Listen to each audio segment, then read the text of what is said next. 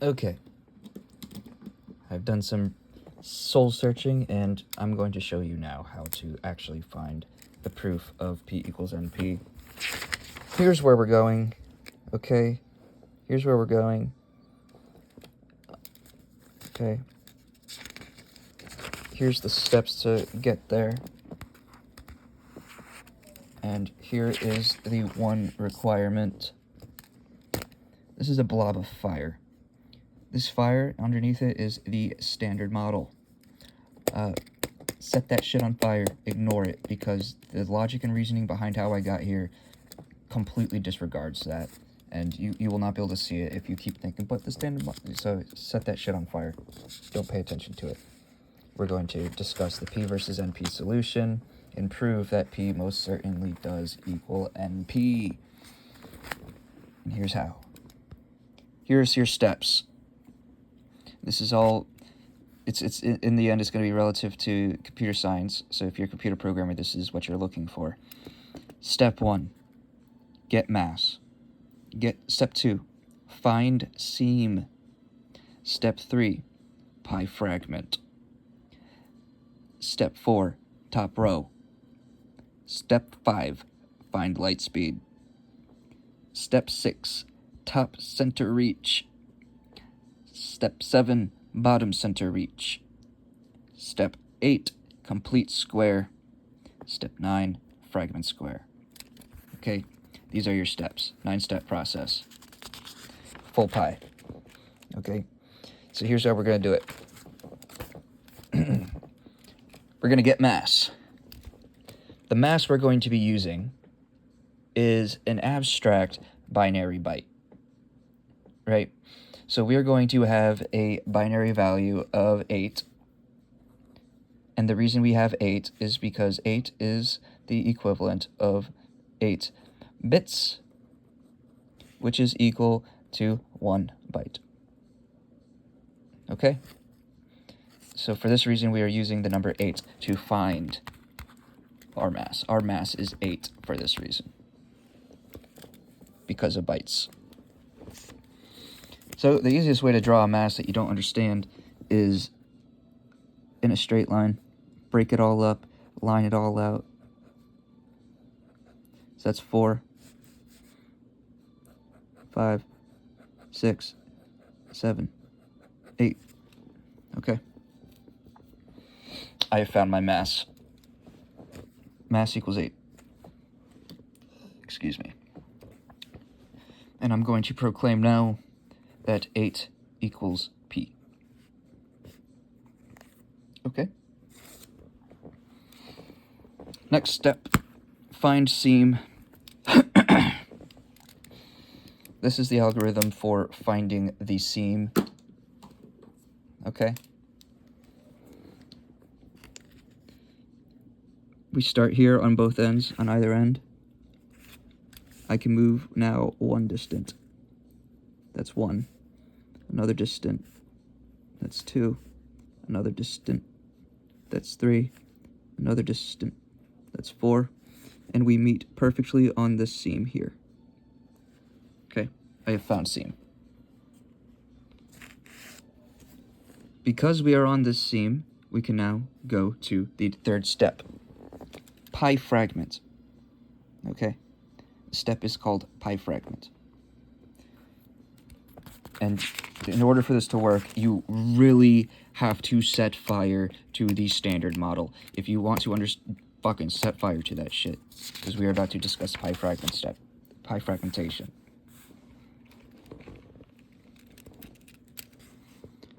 Because we are on this seam,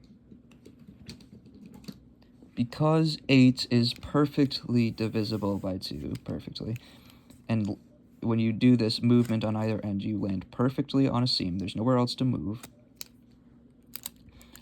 you can induce pi fragmentation. What is pi fragmentation?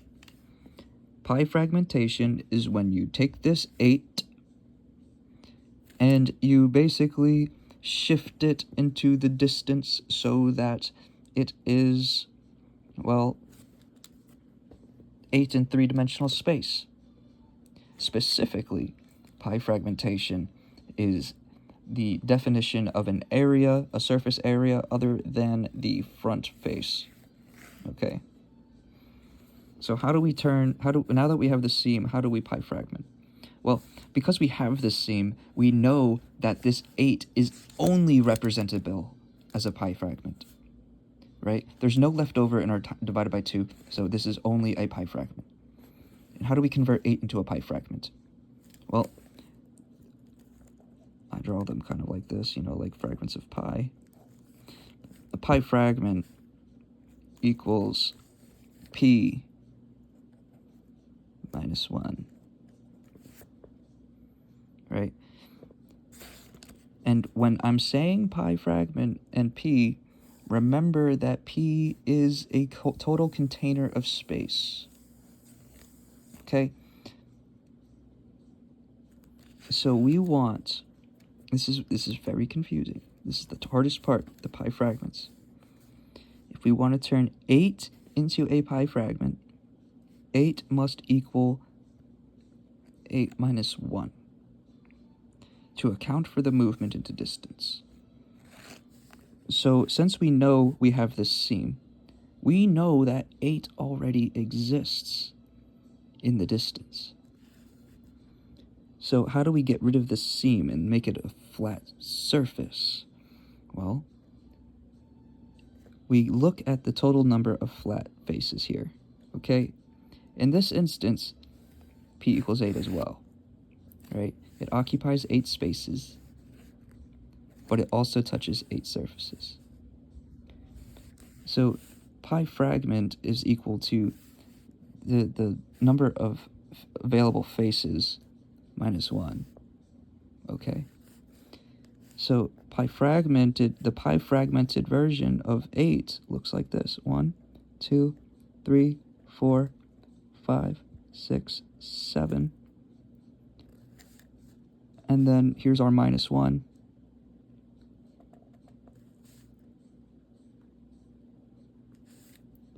We connect across. Okay? This is our pi fragment.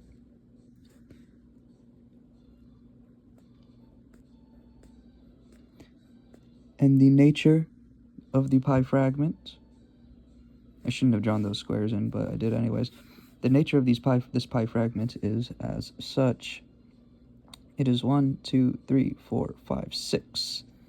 6 full squares plus 2 half squares, which equals 7. Okay? So the total number of squares is actually 7. Okay? But if we count the total number of occupied space, 1, 2, 3, 4, 5, 6, 7, 8, that still equals 8. So through congruency, this pi fragment is congruent. Well, pi fragment is congruent to p, okay? Pi fragment is congruent to p. And in this instance, pi fragment equals 7. Okay? But the total amount of space that this thing takes up is still 8. Okay? It still sits in 8 units of space. So this is the pi fragmentation step to understanding p versus np. Next step. Top row. Okay? To find the top row, we use our pi fragment, which we derived algorithmically from our standard 8 series, right?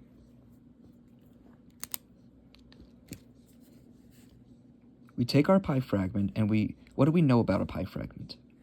It is the top surface of a cube, right? The pi fragment is literally the top surface of a cube, and the geometry of the pi fragment can help you derive the top front row of this pi fragment, of this cube that it's helping represent.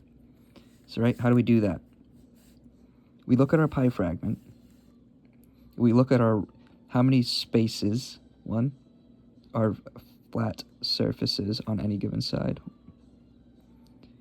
Right? So there are 1, 2, 3, 4, 5, 6, 7. There are 7 flat surfaces that join here before we hit the slant. What does that mean? That means we have a row of exactly 7 blocks right here.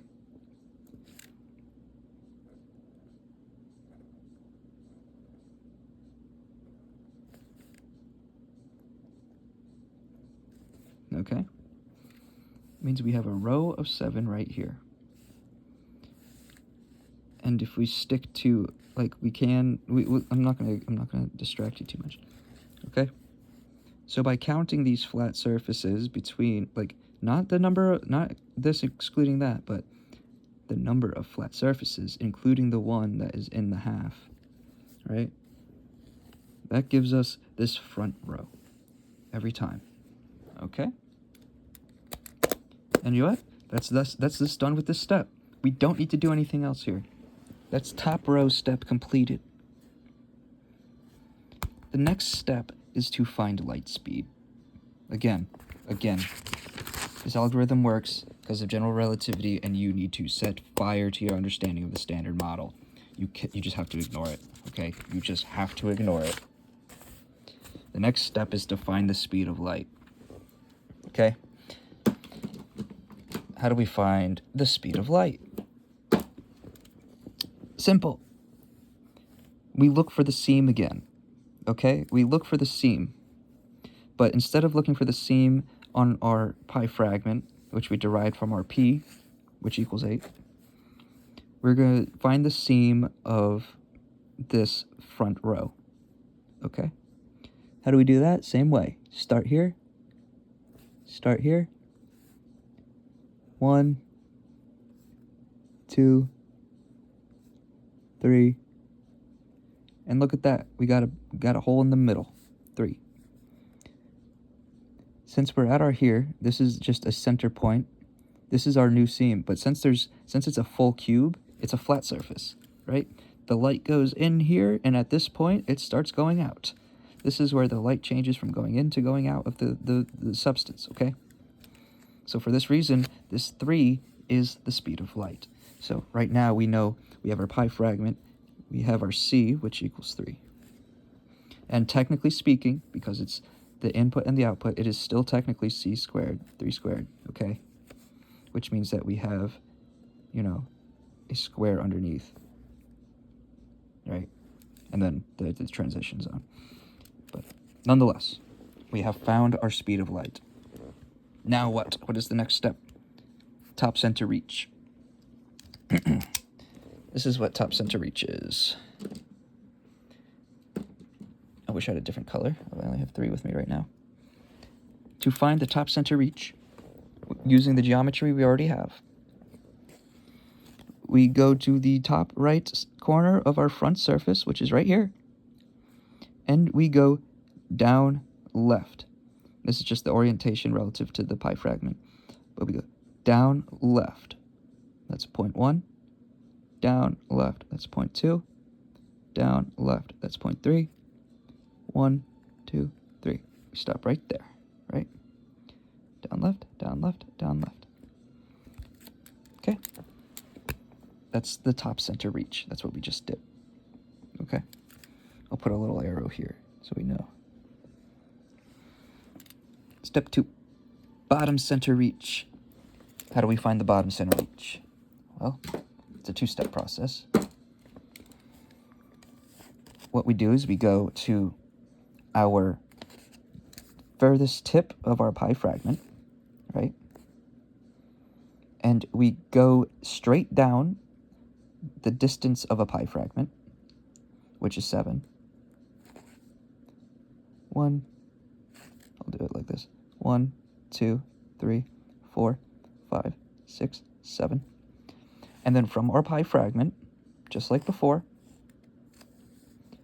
we go, since we're on this side, we go up and to the right 3 times. So 1, 2, 3. Okay. We now have a hole here. But before I go there, we are done with the bottom center reach step. Okay. Next, we go to complete the square. How do we complete the square? It's very simple. Step 1, we go to this corner where we have our top right center reach, and we say how many units can we go from this point to the bottom left center reach. In this instance, it is 1 unit, which means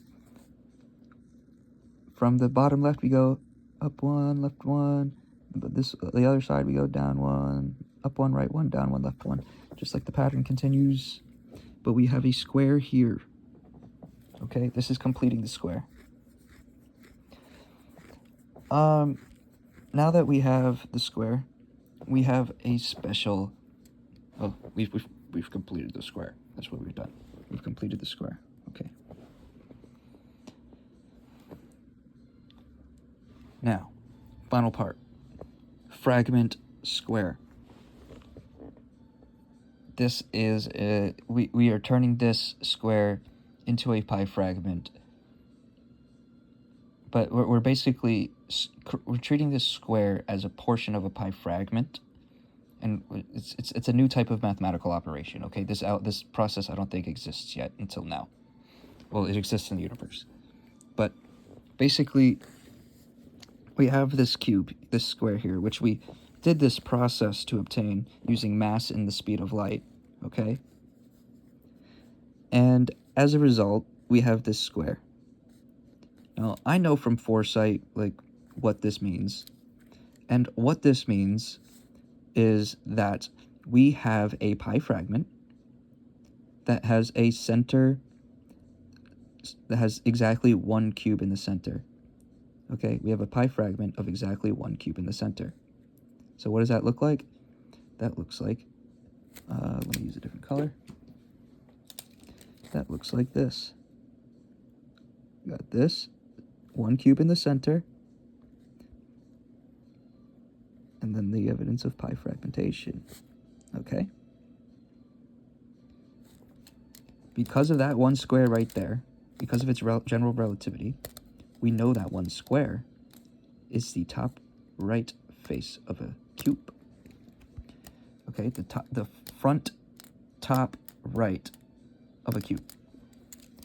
So right there is part of the step of fragmenting the square. And then since we know that 3 equals 2, right? We know that from here we go down to 1, 2. And from that, we are now able to determine everything we need to know to prove P equals NP. Okay? Here's how.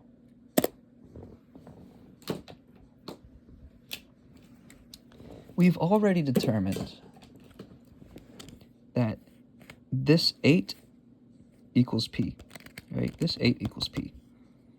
And that through congruency, we can turn P into a pi fragment, okay? Which is also equal to a surface area of 7. As a result, we can use that 7 to identify a excuse me, the amount of cubes that would be inside of a 3-dimensional instance of a surface area of 8, right? So we create a cube in there somehow, doing some magic, and we get the 7, and we are basically able to create this 2x2 cube down here, right? We're able to create this 2x2 cube. And we have p equals 8, but we also have another p. Like, through congruency, we can say p equals 7, right? So p equals 8, but p also equals 7 because of congruency, right? That's p. P's the fragmented pi. So that means we also have a p down here of 3, right? Which is congruent to 2. And through that congruency of 2, we're able to validate that 3 is also congruent. Well, through congruency, 3 equals 4. Because we are able to validate this by our half cubes, and by obtaining this down here, we are given n, right? So because we know that this is the top, this p is the top surface of a cube, and we know that the cube extends down 2, and we know it extends across 2, we know the cube's surface is 2 times 2, right? Which equals 4. And since the cube's surface is equal to p, right, it's represented here as 8, we know that p in this instance equals 4, right? P equals 4. P equals 4 because this represents a squared area of 4, right? So P equals 4. And our n, oh, that equals 4. And our n equals 2, right? And guess what? Our big P equals 8. P equals 8, which equals P times n, which equals 4 times 2, which equals 8,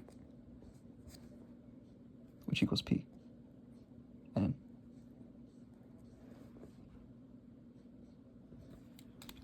There you have it. There's your proof that this shape is 4, and you can get that 4 from congruency. And that 4 is also the same state of matter, if you will, as that original 8. As such, we are able to calculate 8, and through our math, we know we're right. Why? Because 8 is the total area, and this cube we just drew is a 2 cubed. 2 times 2 times 2 is fucking 8, man. It's fucking 8, man. P equals NP, man. P equals NP, man.